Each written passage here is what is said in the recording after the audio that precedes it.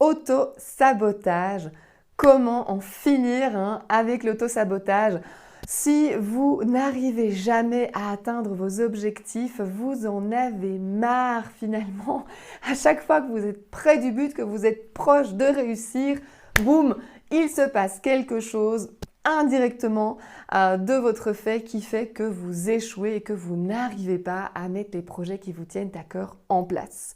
Alors aujourd'hui, je vous donne des stratégies, 5 stratégies pour arriver à surmonter cette fatalité d'auto-sabotage qui fait que vous n'arrivez pas à atteindre vos objectifs, qui fait que finalement à chaque fois vous vous auto-sabotez et vous faites un retour à la case départ, ce qui vous empêche d'avancer réellement vers vos rêves et d'avoir la vie idéale que vous voulez.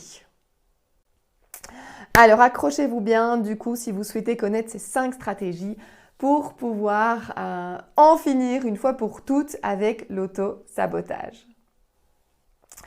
Bonjour à tous, je suis Céline Engels, votre coach en développement pro et perso. J'accompagne les femmes leaders à trouver leur juste place au travers d'un leadership authentique pour pouvoir rayonner dans leurs différents rôles de femmes. Alors aujourd'hui, je vous parle d'auto-sabotage. L'idée, c'est vraiment d'arriver à surmonter l'auto-sabotage, d'en finir une fois pour toutes avec ça, pour pouvoir vous libérer, avancer sereinement finalement vers vos objectifs et enfin mettre en place la vie que vous souhaitez. Alors qu'est-ce que finalement l'auto-sabotage? L'auto-sabotage, c'est ce mécanisme de comportement inconscient que vous mettez en place pour échouer, pour ne pas atteindre vos objectifs.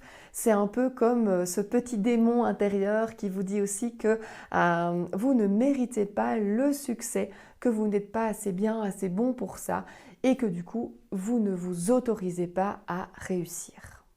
Du coup, comment en finir avec ce petit démon qui vous empêche d'atteindre vos rêves, ce démon intérieur? Je vous partage 5... Ce petit démon intérieur, cet auto-sabotage que vous avez, l'idée principale, c'est aussi de comprendre que si vous lui donnez de la place, si vous lui donnez de l'ampleur, si vous le nourrissez finalement au travers de vos échecs, ce démon va prendre de plus en plus de place et ce sera de plus en plus compliqué d'en finir une fois pour toutes avec lui. Alors, prenez conscience de ça, qu'il est bien là et qu'il prend la place que vous lui laissez prendre en fait. Donc l'idée ici des 5 stratégies que je vais vous partager au travers de la vidéo, c'est de reprendre le contrôle pour justement arriver à maîtriser ce démon d'auto-sabotage et pouvoir en conscience prendre les actions, adopter les comportements qui vont vous faire réussir et avoir la vie que vous désirez. Alors, quelles sont les causes d'auto-sabotage? C'est vrai qu'il y a tout d'abord le manque de confiance en soi, il y a la peur du jugement, il y a toutes ces croyances limitantes, tout votre cadre de référence où vous avez créé peut-être des croyances limitantes, il y a cette capacité à ne pas vous autoriser à réussir, peut-être par des loyautés, il y a forcément la peur de l'échec et ou la peur de la réussite. Et alors aussi le fait d'avoir une faible estime de soi qui est liée à la faible confiance en soi, mais le fait d'avoir une faible estime de vous-même va aussi faire que vous allez vous auto-saboter par rapport à la valeur que vous avez. Vous n'allez pas vous autoriser à réussir parce que vous ne le méritez pas, vous n'avez pas assez de valeur pour cela. Donc il y a certainement aussi dans les causes toute une introspection à faire sur, je le disais, vos croyances limitantes, mais aussi surtout votre passé. Allez analyser dans votre passé quels ont été les moments clés, conscients ou inconscients. Donc là, vous pouvez vous faire éventuellement accompagner par un coach pour ça, ou au travers de différents outils, tests de personnalité, pour identifier votre enfant intérieur, à quel moment est-ce qu'il s'est dit « je ne peux pas réussir, je ne le mérite pas, je n'en vaux pas la peine ». Parce que du coup, il y a aussi tout ce travail-là dans les causes d'aller guérir votre enfant intérieur pour lui dire « écoute, petite Céline, petite Joséphine, petite, voilà, Nathalie, peu importe, tu mérites de réussir, tu mérites d'avoir cette lumière, tu mérites justement de rayonner, de laisser sortir ta lumière et de ne pas rester dans l'ombre tout le temps. Donc voilà, il y a aussi ça dans les causes de l'auto-sabotage. Alors du coup, quelles sont les 5 stratégies à mettre en place pour pouvoir en finir une fois pour toutes avec cet auto-sabotage? La première chose à faire, puisque l'auto-sabotage, c'est des comportements que vous prenez, la première chose à faire, c'est d'identifier, de prendre vraiment conscience des comportements que vous mettez en place.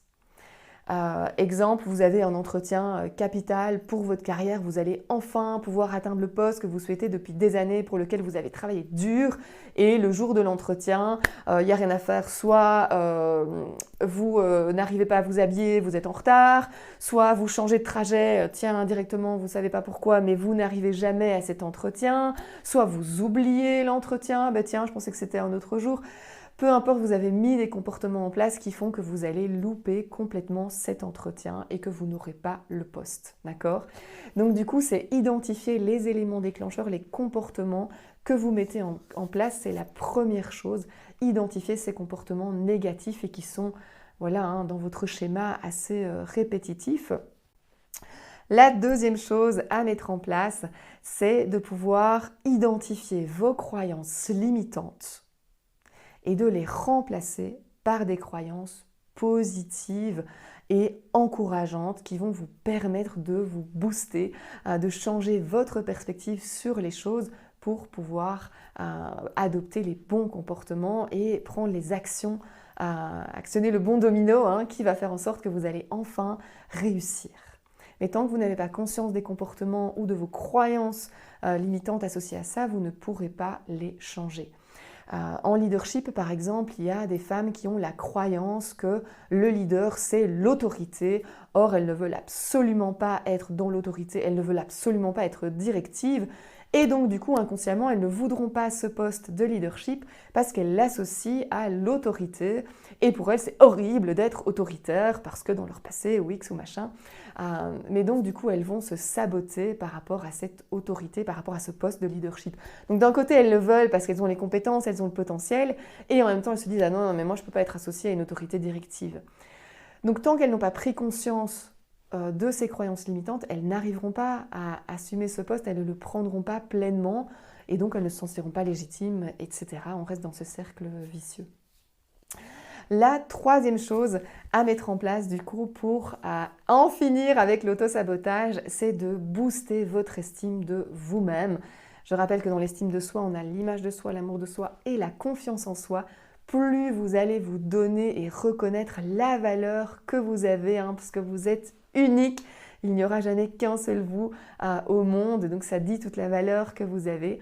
Tant que vous ne prenez pas conscience de cette valeur-là, vous allez vous saboter parce que vous dites que vous ne le méritez pas. Pour le mériter, il faut être légitime. Pour être légitime, il faut avoir la valeur suffisante. Il faut être en adéquation. Mais tout ça, c'est une question de perception de la valeur que vous avez. Donc voilà. Alors du coup, dans le fait de booster l'image, l'estime de soi, il y a aussi à quel point vous êtes bienveillant envers vous-même, à quel point vous allez être tolérant envers vous-même pour vous autoriser à réussir. La bienveillance et l'autocompassion, c'est deux éléments clés vraiment pour booster l'estime de vous. La quatrième stratégie pour en finir avec l'autosabotage, c'est de vous fixer des objectifs précis. Tant que vous n'avez pas une vision claire sur ce que vous voulez obtenir, à quoi vous voulez aboutir, vous ne l'obtiendrez jamais. C'est un peu comme le cherche et trouve, forcément, si vous ne cherchez pas quelque chose en particulier, vous ne le trouverez pas. Donc du coup, je reprends les schémas pour les enfants où il y a plein, les cherche et trouve, où il y a plein d'images toutes collées, toutes supervisées les unes pour les autres. Il n'y a pas de clarté. Et donc tant qu'on vous ne dit pas, là, maintenant, tu dois trouver ça, vous ne le trouverez pas parce qu'il y a trop d'informations, il y a trop de choses, il y a trop de sollicitations aujourd'hui dans notre monde. Donc du coup, la clé, c'est de vous fixer un objectif clair, une direction à suivre, en étant réaliste et aligné avec qui vous êtes, en faisant sens pour vous, Et alors là, vous allez avoir ce boost, vous allez avoir l'autoroute pour pouvoir atteindre vos objectifs. Sinon, dans l'auto-sabotage, il y a vraiment des objectifs contradictoires qui font qu'il y a cette tension interne ou cette tension dans vos comportements, cette contradiction dans vos comportements qui vous empêche du coup de réussir. La 5e stratégie pour pouvoir en finir avec l'auto-sabotage, c'est peut-être la plus importante. Avant de vous la partager, je vous invite à mettre un pouce bleu sur cette vidéo si vous avez apprécié déjà les 4 premières stratégies que je vous ai partagées. Vous abonnez également à la chaîne pour recevoir les autres vidéos. Voilà, alors cette 5e stratégie qui est vraiment clé, c'est le pouvoir de l'environnement. Entourez-vous de personnes qui vont vous encourager vers votre réussite, qui vont vous soutenir vers votre réussite pour atteindre vos objectifs. Communiquez à votre entourage vos objectifs. Bah tiens, moi je me suis engagée, j'aimerais bien atteindre ça, faire ça, faire ça. Parce que déjà, quand il y a un engagement, ça booste votre motivation, votre sens. Il y a cet engagement, ce lien que vous avez avec les autres. Vous n'avez pas du coup envie de décevoir non plus l'autre. Donc ça vous mobilise davantage. Et surtout, le pouvoir de l'environnement. Entourez-vous de personnes bienveillantes qui vont vous soutenir et qui ne vont pas justement contribuer à cet auto-sabotage. C'est-à-dire des personnes qui vont être toxiques, qui vont être néfastes et qui vont indirectement revenir sur les causes de votre auto-sabotage, taper un bon coup sur le clou et du coup vous empêcher totalement d'aboutir vos objectifs.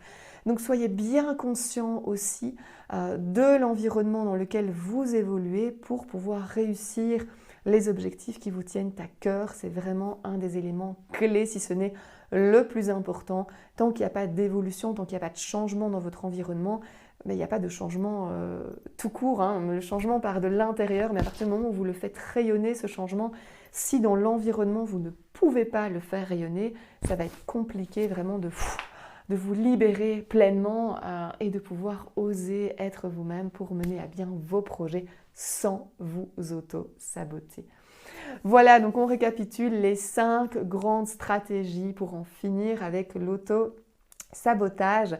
C'est avant tout d'identifier les comportements néfastes, d'identifier les croyances limitantes et de les transformer en croyances positives et encourageantes, de booster votre estime de vous-même en faisant preuve d'autocompassion et de bienveillance envers vous-même, de vous fixer des objectifs clairs pour avoir votre autoroute, votre cap à suivre, et enfin la puissance de l'environnement. Entourez-vous de personnes qui vont vous soutenir dans vos démarches et non pas le contraire. Voilà, je rappelle, si vous avez aimé cette vidéo, n'hésitez pas à la liker, à la partager ou à vous abonner du coup à la chaîne pour recevoir les autres vidéos. Et je vous dis à très bientôt pour de nouveaux conseils en bonheur pro et perso.